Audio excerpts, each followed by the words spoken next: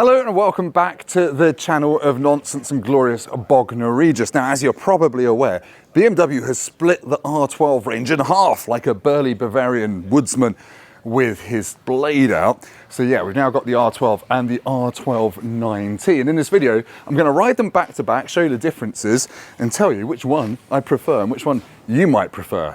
So what are the differences between the R12 and the R12 NineT? Well, the obvious difference to start with is the R12 is a cruiser with a low single seat. The R12 NineT is more of a length-forward roadster in BMW's vernacular. There's a difference in price as well. The R12 NineT is the more premium, more expensive bike, a smidge over £14,200. This is just under £12,000. So there's almost £2.5 between them before you hit the BMW options list. Like a kid in a sweet shop and you stick the option 719 paint on, you get all the billet bits, and yeah, these can get to 16, 17 grand very, very easily. But let's talk about riding positions. Right, let's talk about riding position on the BMW R12. Now, this is quite a low bike. I'm 6'3", and as you're about to see, I've had quite a lot of pasture in my lifetime. But yeah, it's got a low seat. It's 754mm, this kind of scooped out single seat here. I've also got these mid-mounted foot controls that are noticeably further forward than on the R12 NineT. The bars are more upswept as well. So you've got higher bars on this, your feet are further forward, and you're definitely slumped in more of a cruiser pose with, in my case, quite a big beer belly hanging over onto the tank. But let's check out the R12 NineT next.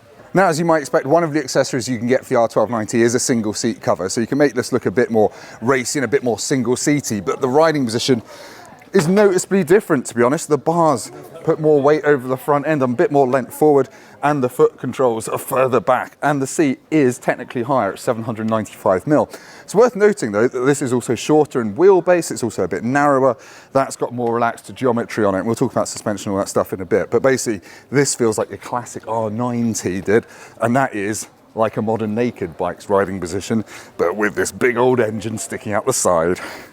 It's a very flattering camera angle, this, isn't it? Right, I'm just going to grab the camera to show you some of the differences between the two bikes, and the first one is the engine. Although it's the same as before from the old R9T, it's 109 horsepower in the R12 NineT. That's at 7,000 RPM, still 1170cc, but over here, you can't tell by looking at it, but this is only 95 horsepower, so it gives away about 14 horsepower, and that comes in at 6,000 RPM on the R12. And hopefully I can overlay a torque curve to show you what it's doing. But basically this bike gives up at 6,000 RPM, whereas the R12 NineT revs on a little bit more. Now you might be thinking, why would I want the lower power one? And that's because only the R12 here on the right of the shot is A2 license compliant. BMW has actually published 0 to 62 times for these bikes, which is quite rare. 3.9 for the R12, 3.6 for this lovely green R12 NineT. Another difference, which I can't annoyingly show you, is the exhausts. As standard, this R12 would have electro-polished manifolds and a brushed exhaust system, but because this is the option 719, it gets the more chrome-looking stuff that you also get over here on this R12 NineT. But this gets it as standard. This isn't an option 719 R12 NineT over here. Are you keeping up? The names are doing my head in. Now, the clocks are another difference between the bike. As standard, the R12 NineT gets these two speedo and rev counter dials. You can swap that out for the small digital dash. The R12 over here does have the optional digital dashboard fitted on this one, but as standard it just comes with a speedo, so one clock there, and you can add an accessory rev counter to make it have two clocks. Does that make sense? So on the R12 you can have digital dash, one clock or two clocks. On the R12 NineT you have two clocks or a digital dashboard. Now, I haven't actually got the keys for these bikes, so you have to imagine this, but the riding modes are different between them as well. On the R12, you get two. They're called rock and roll. And apparently, when you put it in rock mode, it gives it a lumpier idle. And I have noticed that. I've got one of these at home, as you might have seen on the channel. And when you are in rock mode, it's got a little offbeat, irregular idle that's quite nice. Meanwhile, in terms of riding modes over here on the R12 NineT, you've got the more modern ones. You've got your rain, your road, and your dynamic. But yeah, both of these have got lean sensitive traction control and ABS, I do believe. So you've got your modern rider aids in something that looks a little bit retro.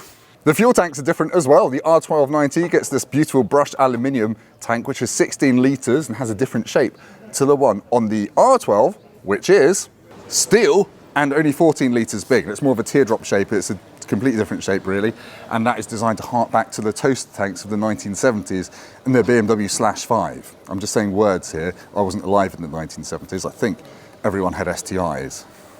Now, I will get onto the suspension in a minute, but the wheel sizes are also different between the two bikes. This has got a 17-inch wheel there and one at the front, whereas over here, you might have noticed, you've got a 19-inch front and you've got a 16-inch rear, so more of a classic cruiser setup, and obviously that will limit your tyre choices a bit more than the 17s on the R12 NineT. Now the differences continue over here in the suspension department. On the R12 NineT, you've got fully adjustable front fork with 120 mil of wheel travel, whereas over here on the R12, you've got non-adjustable, or less adjustable, should I say, suspension, which has actually only got 90 mil of wheel travel. And the chassis geometry is way more relaxed on this bike than that one. So hopefully in the riding bit, that will feel a bit less nimble, a bit more stable. This will hopefully feel sportier, if my physics is correct, which it probably isn't. Right, we're nearly done with the differences. The weights are different as well. The R12 NineT is 7 kilos lighter at 220 kilos. The colours are also different. This comes in black, green, or brushed aluminium with red bits in the option 719, whereas that R12 comes in black, red, or this option 719, silver and yellow and black. Yeah, it's a bit East German, that, isn't it? But yeah, this also has a proper tail light, it is worth pointing out, with separate smoked indicators. Whereas if you look at the bum on the R12, which is a bit rude, it does the classic modern BMW thing that I don't really like, of saying, oh, your indicators are also your tail light and brake light. So yeah, I'm less a fan of that than I am of having a proper rear light. But that's quite boring to talk about. Yeah, thank you if you made it this far. We're going to hop on the bikes now. I'll go and find some twisty roads and see how these bikes differ out when you're dodging dodgy drivers on Portuguese roads. Sorry, no, where did I say we are? Bognor Regis. We're in Bognor Regis, nowhere fun.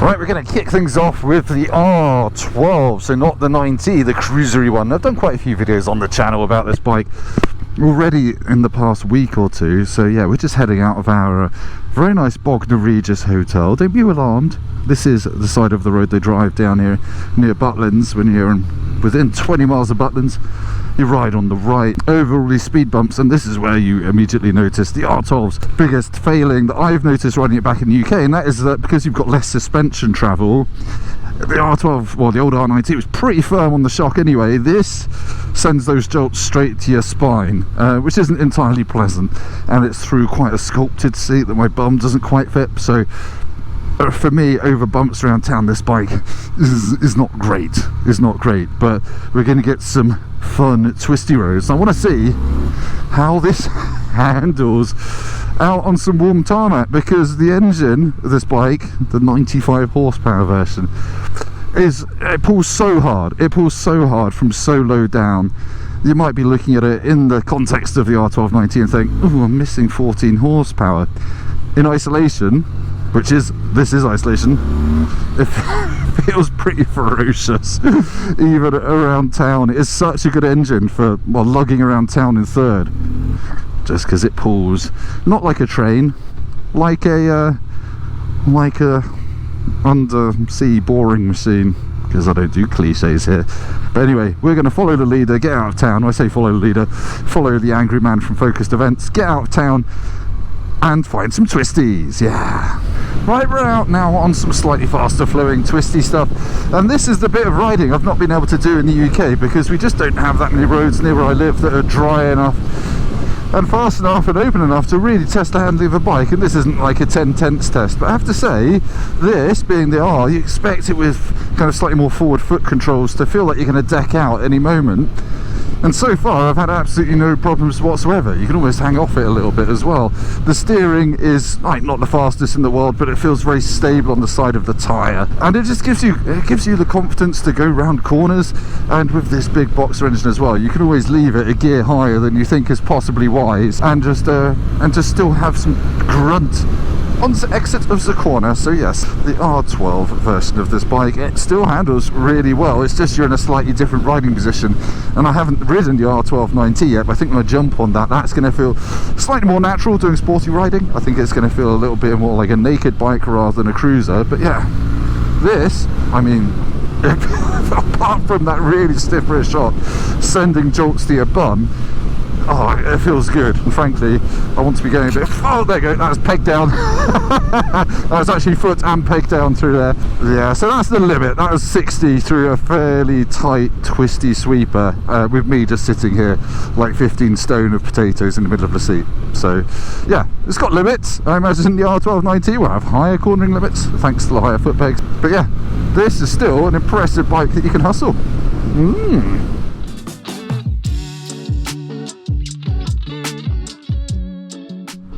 Right, we've switched over to the R12 NineT, and I'm going to be up front.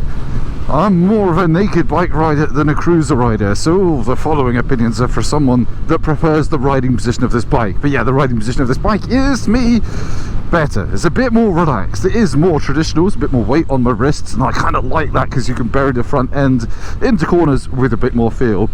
I don't think there's a massive difference in feel between the 19-inch front wheel of the R12 and this, though. This is a little bit quicker side to side, even though it's got slightly narrower handlebars. And to be honest, with my feet under my bum, I feel way more at home on this bike. And we've just done a twisty road off camera, annoyingly, and this felt like I could be on, I don't know, an R1250R or not quite an M1000R. It just feels like a more dynamic motorbike. I'm not worrying about lean angle in the corners. I'm not worrying about tacking it out. And yeah, it's still got has got noticeably more punch. I don't know, it's just the throttle mapping and dynamic is more aggressive on this than rock mode on the R12, but this just carries way more power, certainly up to the top end. It's actually kind of slightly more worth your while visiting the 8,500 RPM red line on this than on the R12. But yeah, it does feel like a different bike. It does feel like a different bike aside from the engine. Apart from the rear shock, actually, the rear shock is still, in my opinion, too firm on this bike. We've just done some really terrible roads again off camera, sorry, not very helpful.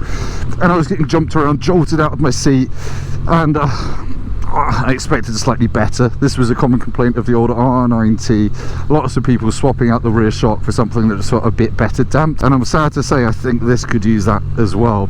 Otherwise it does feel very similar to the R9T. Quick shifter blipper still very good on this though, as part of the optional comfort pack. Handling, yeah, it just feels very modern.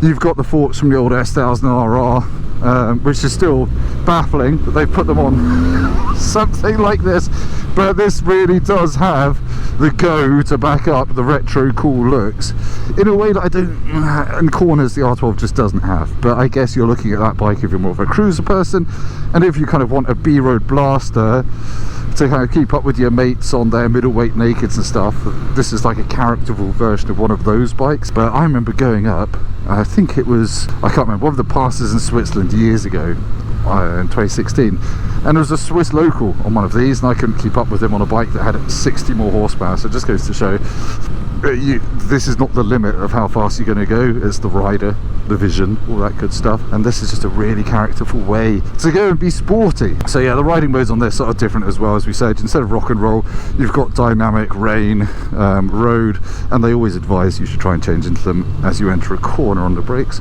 So yeah, road, you've got much softer initial throttle opening. It's just creamier. Look at that view. It's a bit more gentle, and when you do go to dynamic, you do have to slightly can't go into dynamic.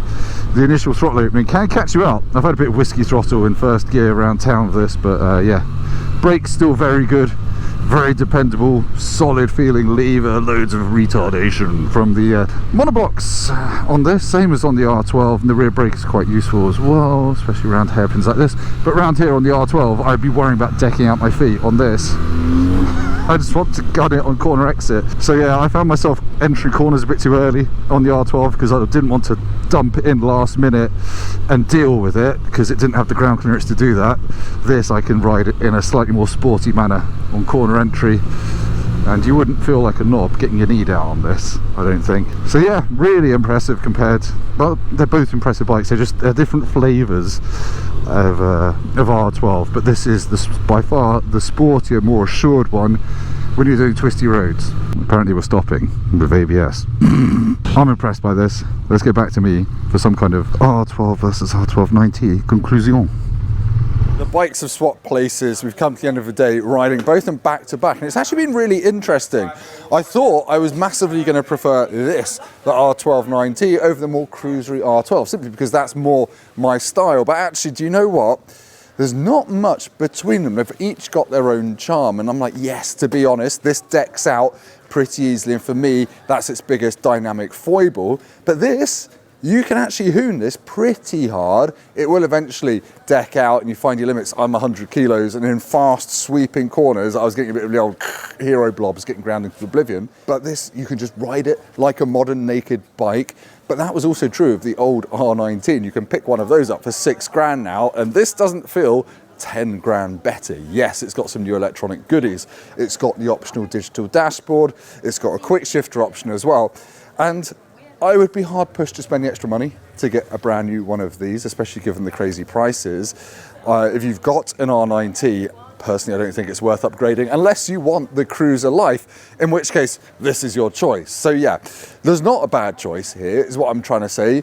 This is still a stunning retro style roadster that can still give you the fizz when you want it to. It's exciting, it corners well, it brakes well, and it's just got character for days. But then so is this, if your riding style is more sedate, slower, and just a little bit more cruisy. So there we go, lots of differences. 2 good bikes for 2 different jobs. They're both quite expensive though. Anyway, thank you for watching this video. If it's been at all helpful, please hit that like button, subscribe to the channel, go down to the comments, leave me the German word for my sausage has split, because mine nearly did today in one of those corners. But anyway, thank you for watching, goodbye. Tschüss und so weiter.